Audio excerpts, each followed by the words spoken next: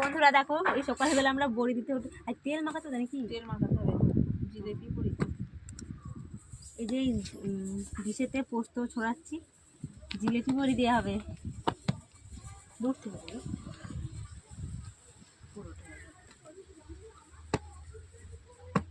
এই শীতকালে বড়ি দিতে বেশ ভালো লাগে। কাদের কাদের দেওয়া হয় এরকম শীতকালে ছাদে উঠে বড়ি, একটু কমেন্ট করে জানাও তো বন্ধুরা।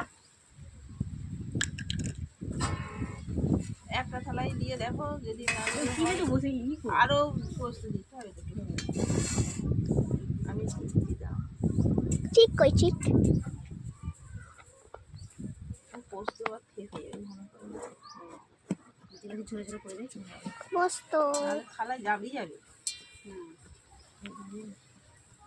ঘন করে কিন্তু একদম পোস্ত দিতে হবে, হ্যাঁ। নাহলে থালায় কিন্তু জড়িয়ে যাবে।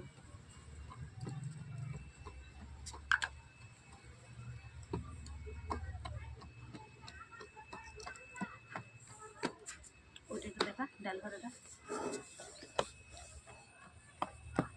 মাসি কিন্তু ডাল ভাতছে এইভাবে, ডালটা ফুটে নিতে হয় প্রথমে ভালো মতো।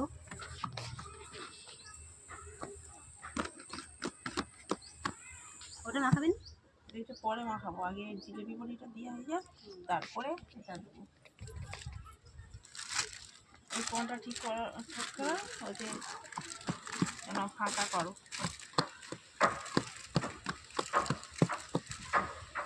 মাজন লেগে আছে কি মাজন আমি সাবান দিয়ে ধুইছি, লেগে গেছে না, সাবান দিয়ে সব ভিতরটা পরিষ্কার করলাম।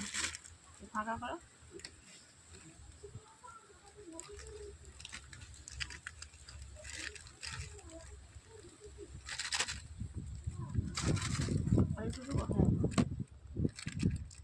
এখানে ধরবে, টিপ দিয়ে ধরবে, এরকম করে করে ঘুরোবে, দিয়ে এরকম করে ডিজাইন করবে, ভালো করে বেশি ডিজাইন করতে হবে। ভালো করে তুলে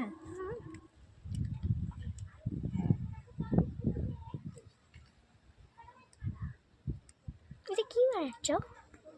জিলেপি ছোট ছোট করেই করবে, ওর ঘাড়ির উপরে, নাহলে উঠবে না। ওই তো ভালো, পিঙ্কি ভালোই পারতেছে। আবার এটা জিলাপি? অনেকে নকশা বড়ি বলে, জিলেপি বড়ি বলে, কেউ ফুল বড়ি বলে। পিঙ্কি এখন জিলেপি বড়ি দিচ্ছে বন্ধুরা, দেখো তোমরাও এরকম করে করবে, খুব বড় করবি না। আচ্ছা ছোট তাই তো, হ্যাঁ, এইটের মতো সাইজ করে করছো, বড় হলে ভেঙে যাবে। এবার ঝাঁটা কাটিয়ে নিয়ে এলে ভালো ছিল, এগুলো হয়ে যাবে, থাক। সবই কেটেই যাবে যেমনই হোক। ছোট হলে এইটার সাইজটা প্রথমটা ভালো হয়েছে।